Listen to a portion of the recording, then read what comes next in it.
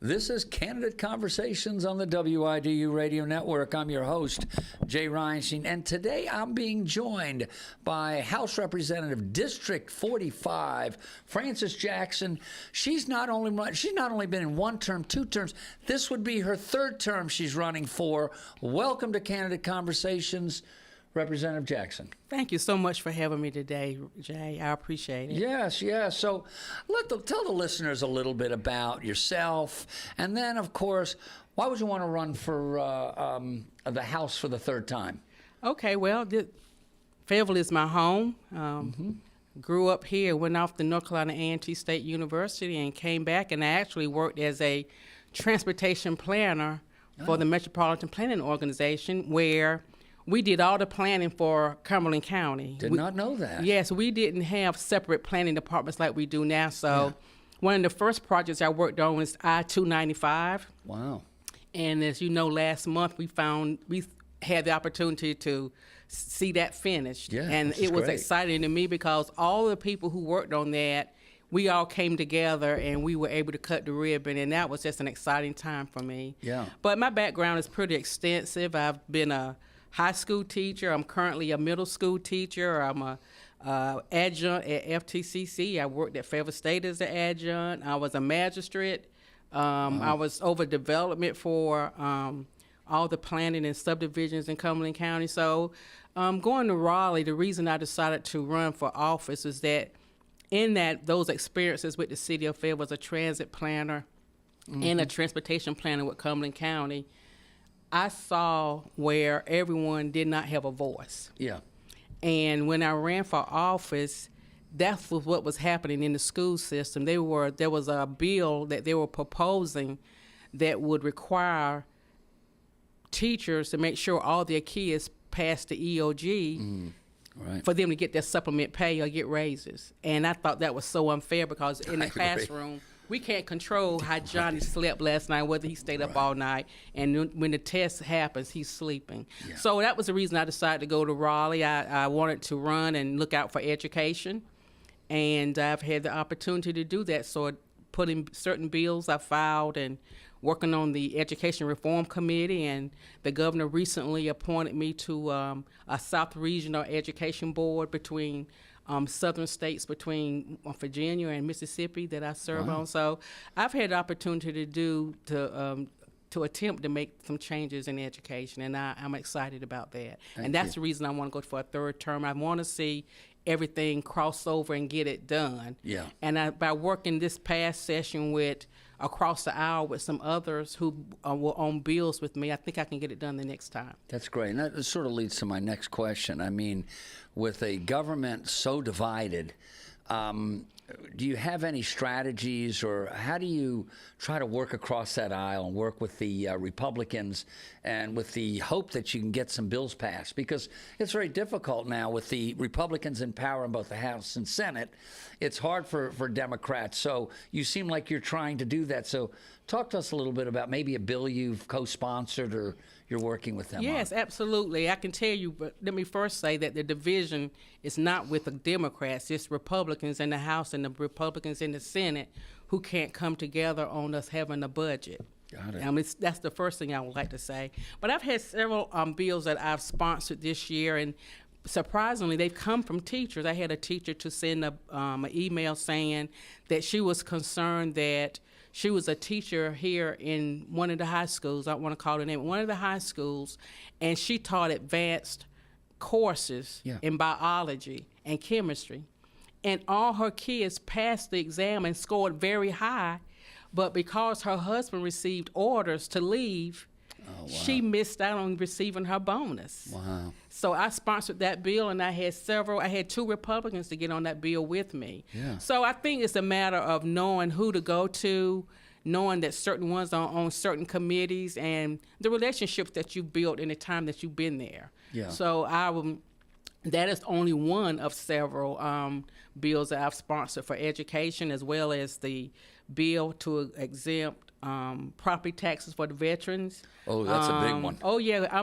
Currently I'm serving the speaker has put me on. He put me on the congressional committee when we had the redistricting. Yeah, right. And now, I'll be going next week to the a meeting on the property tax reform committee. I am on that committee. We've met once in December, and we will be meeting again next week. And it's a bipartisan committee. So That's great, and that's exciting. And I know the veterans. Is that realistic that we might be able to pass that legislation? Well, the conversation. 'Cause that's money. Yeah, that's money. And, you know, one of the things we saw with that bill, it was several of us. It wasn't just myself. There were several others who put in similar bills. Yeah. Because, you know, North Carolina, some of the veterans will tell you that this is not a veteran-friendly community compared to South Carolina, Virginia, Interesting. and Georgia. Wow. So for myself, you know, I attend church right down the street, and it was not uncommon for me, and it still is. Every morning I have about 20 retirees meet me at the door saying, what you doing for us in Raleigh? Right. So I put the bill in. I had several communities that I visit, community watch groups, say, look, put it in. I said, you know, there are others who've already put in similar bills. They said, we don't care. We want you to put it in anyway. Is it realistic? At what cost, I can't say. Yeah. I do know that whenever we put those bills in, the Cumberland County commissioners and different commissioners all over the state, they sent a letter saying we oppose this bill. We oppose these bills because, of course, it takes tax. How are you going to pay the salaries of the city and county employees? Yeah. But if you do that. But you know, we got to take care of our veterans too. We have and to. I think We have to. And we're in a state where, I mean, we have one of the largest military bases in the world right in our backyard. Yes. So that sends a good message if we're backing our veterans. But I can tell you that the first meeting, I was excited when I found out I was on the committee. I was I was honored also, but the conversation at the first meeting was not very promising to me, because if they do take the money, and it may come from public schools, and that's a no-no. That's that's the reason I went there. Yeah. You know, where the property taxes is where the county commissioners give money for the supplements and for teachers. And one of the things that one of the representatives said is, you know, the cost of having a house comes from municipal regulations. So where do you think that's going? Yeah. So we'll see, but I'm not sure yet. Well, you mentioned something earlier, and first of all, thank you for being a teacher. And I think you mentioned that either there's very few or you may be the only educator that's in the House. I'm the only educator that's in the classroom. There are other educators. Okay, got it. Yeah, there are other educators who are there. They may have, they have a teaching background. They were once a teacher, but they left the classroom and went on to do something else. Got it. We're talking again to Frances Jackson. She is a member of the House, District 45. She's been in 2 terms. She's running for a 3rd term. Public education funding is very important, and obviously to you as an educator. How should North Carolina fund public schools? And do you have any changes that you would support? I mean, if you had a magic wand, let's say, what would you, how should they fund schools differently? I would suggest, if I had a magic wand, is to ensure that public schools receive the same level of funding that private schools and vouchers exist. That is what I would, how to fund that and how to make that happen without taxing the people. I'm not sure how we could do that, but I can tell you one thing that we need to look at is, where's all that lottery money going? Yeah, that's been a big question.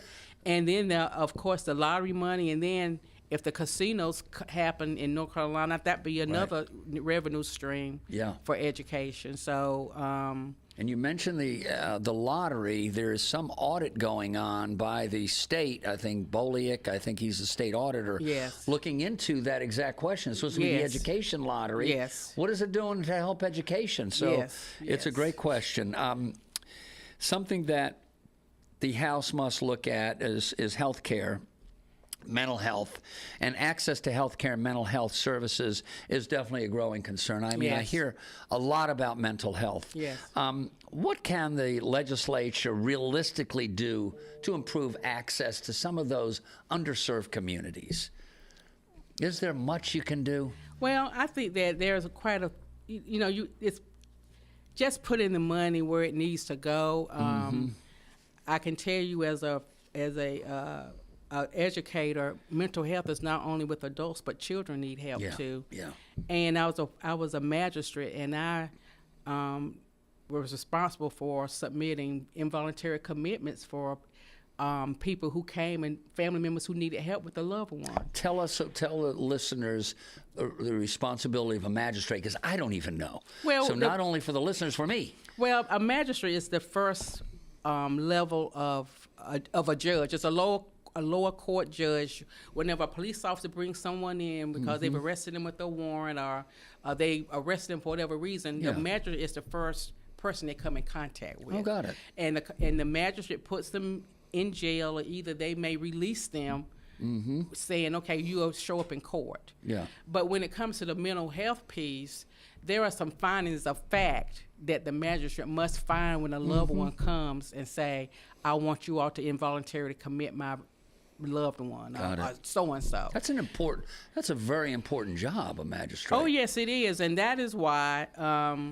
whenever that arena bill came forward to us to vote on it, that crime bill, I did not vote for it because I didn't feel like it did enough for mental health. I mean, I had experience with seeing people coming in. I mean, adult people in their 80s coming in and say, hey, please commit our son. Oh, God, we're closed up in our house with the bedroom door closed because we're afraid our son is going to hurt us, or our daughter's going to hurt us. Yeah. So back in 2018 when I was a magistrate, I saw firsthand the need for mental health. I mean, we used to have a mental health facility here. Right. But believe it or not, when I was a magistrate, do you know we had to put the documents and create the documents, legalize them, and say, hey, we need a sheriff to come get these documents to go pick that person up from that address and take them to Winston-Salem.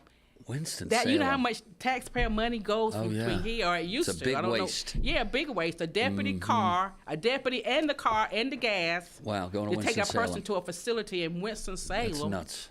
Yeah, that's crazy. Instead of being able to take them someplace here in town. And then when they did take them, they took them to the hospital, and they would release them in a few days. That is why one of the things the bill did have that I did like was more training for magistrates, because before I would have released that individual, I would have had them to take them to the hospital first before I did anything else. Before I booked them or did anything, I would have said, take them to the hospital. They would have been in the hospital for a few days. Yeah.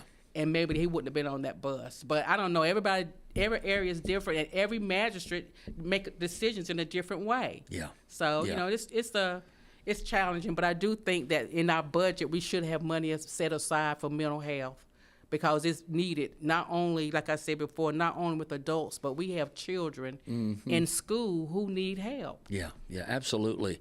Talking to Frances Jackson, running for House District 45. This would be her third term. There's a lot of energy here in the studio. One thing that we often hear is that elected officials are disconnected oftentimes from their constituents. What is something you're either planning on doing in a third term, or that you've done to engage some of your constituents? One of the things I plan to do is to bring some of the state offices to us. I've already started that process with some of the departments, public safety with our state highway patrol. And I will be calling it, so I can say I haven't heard it yet, but bringing the capital to Cumberland. Oh, bringing the capital to Cumberland. Did you come up with that? I did. Wow, that's catchy. So I want to make sure the first time you've heard it, bringing the capital to Cumberland. And it's right on WIDU. Yes. We are setting. This is great. Yes. Thank you. Yeah, the governor's office had planned to come down, but because of different things that came up, they canceled on me twice. But those are some of the things, because in Hope Mills, that's one of the towns that I represent, they presented the Order of the Longleaf Pine to two commissioners, which was awesome. Yeah. But at the same time, they didn't know that they could have came to me, and I would have gotten it for them sooner than they waited the 3 months that they did take to get it. So one of the things I would like to do is bring these departments in so they'll know what they can that's do for great. them. And the governor's office is one who's excited about doing it. But like I said, I think they've had to adjust their schedule twice on me. But the town of Hope Mills is very open. They're going to come the third time, I think, Yes, as a I charm. think third time is a charm. Yes, Representative but that is what Jackson. I'm proposing. If reelected, I will bring the capital to Cumberland, and that way the other delegates can take a part in, having a town hall and give the people opportunity to say. But so many departments have been so busy. I tried this summer to bring DMV in, and we had a new secretary so I wanted to bring him in, and either someone from his staff. So those are some of the things I plan to do.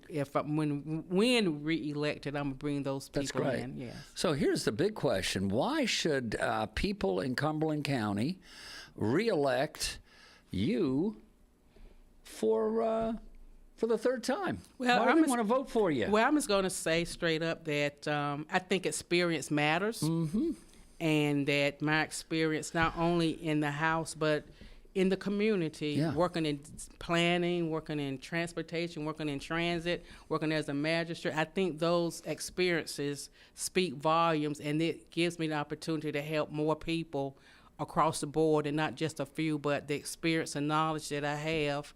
I think it's important to send me back with that experience instead of sending someone who would have to start all over as a freshman, as opposed to and trying to break ground in areas that I've already overcome, especially working across the aisle with across the aisle with others. So I have several bills that I've already sponsored with Republicans on there, and we get along fine. There's some social concerns that may come down to a vote that we don't agree on, but I think our delegation works well with the group we have.